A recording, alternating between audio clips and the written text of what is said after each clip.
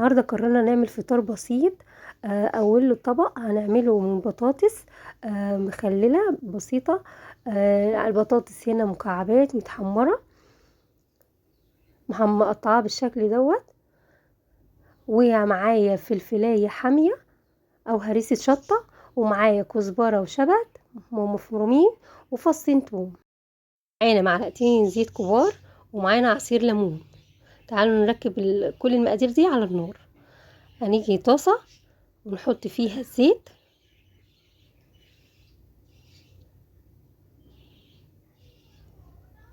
وهننزل بفصين الثوم المفرومين، نقلبهم تقليبه كده بسيطه.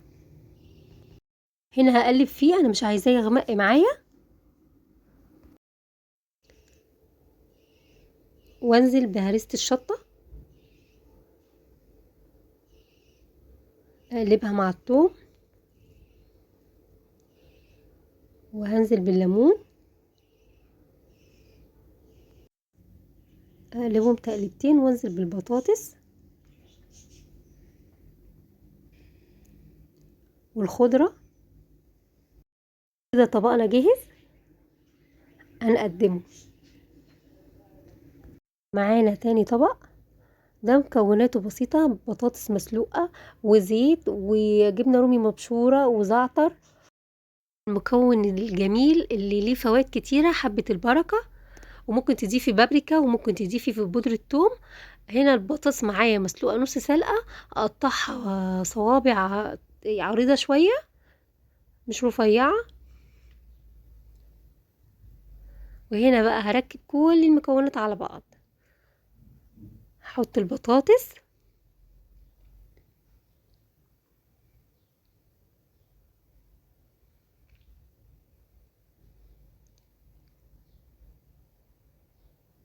وعليها الزيت، معلقتين زيت كبار. وهنا البطاطس عندي لازم تكون ناشفة، ما فيهاش سوائل مطرح السلق. هنا هنزل بالجبنة الرومي المبشورة وحبة البركة والزعتر. نحط زعتر فريش لو عندك.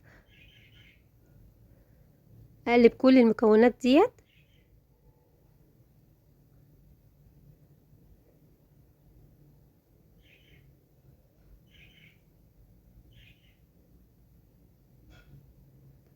اقلبهم تقليبه كويسه بحيث كل البطاطس تبقى شاربه الخليط. وهنا عندي صينيه، هنزل بالخليط في الصينيه، البطاطس بالخليط بتاعها. هنا اكون مسخنه الفرن وادخلها على الرف، شغلي الشوايه بس تكون هاديه.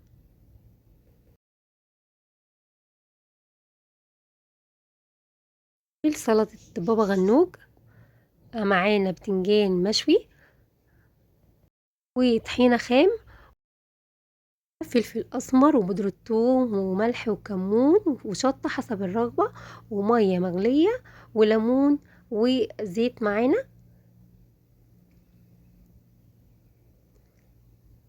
اظبط الطحينة الاول، انزل بالتوابل بتاعتنا وعصير الليمون والزيت، معلقتين زيت كبار. هنا لو عايزة تحطي اي اضافات حطي، انا بحط زبادي بس الصراحة ما كانش عندي، فمشي نفسك بالحاجة اللي عندك، وبأقل المقادير هتعملي اطباق جميلة تبهري بيها ضيوفك. هنا نزلت بالمية واحدة واحدة لغاية ما اوصل للسمك اللي انا عايزاه.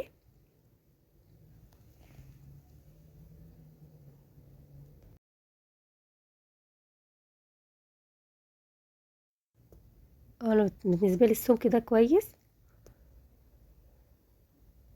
هنزل بيه على البتنجان، انا ممكن اهرس البتنجان الاول، انا هرسهم مع بعض. سهليه على نفسك، طالما بتحبي اي حاجة هتبدعي فيها وهتطلعي احلى ما عندك. هنا هو جاهز معانا طبق بابا غنوج، بقى جاهز.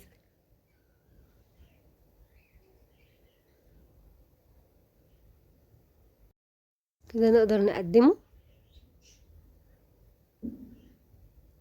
وهنا معانا علبة فول جاهزة، هقولك تعمليها ازاي وازاي تخرجي طبق زي المطاعم.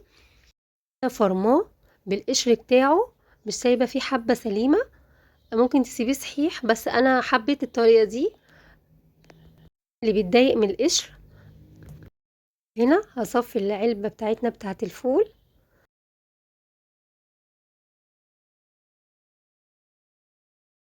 هنا انا هشطف الفول تحت المية وارجع احطه في الخلاط، هضربه ضربة مع نص كوباية مية، وفي طاسة هحطه على النار.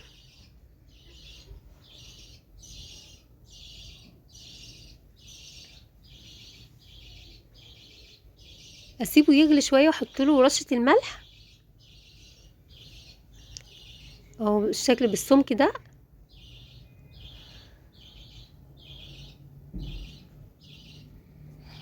وهنا هنقدمه، بنزل بيه بالطبق واحط له الزيت والطحينه على الوش والكمون، اي توابل بتحبيها، شطه، كمون، بتحبي اي شيء حطيه على الوش. انا ما رضيتش احط الزيت على النار لان الفول هيتشربه. رشه كمون وشطه،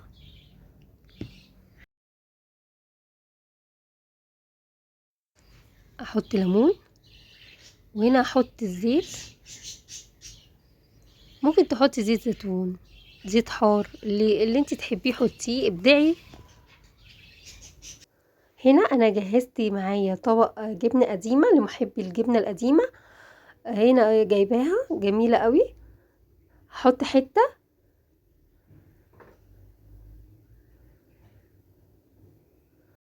احط عليها الطحينه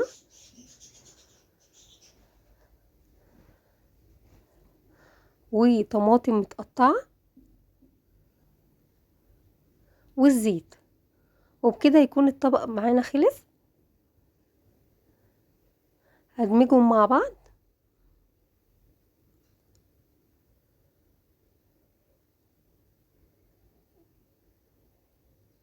حاجه كده جميله.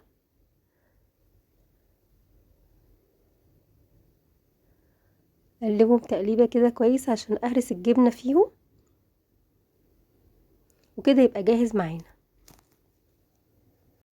قدمنا معانا الفطار اهو، حاجه كده على قد الايد، فول وجبنه قديمه والبابا غنوج والبطاطس. طبق روعة، جربوه، جميل جدا، صحي من غير أليف زيت. جربوه هيعجبكم. كل بطاطساية واخدة الخليط وجميلة جدا، حبة البركة باين عليها.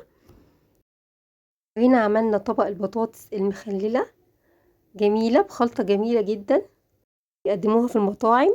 جربيها هيعجبك. من المقبلات، يا رب الوصفة تعجبكم، وألف هنا وشفا على قلوبكم.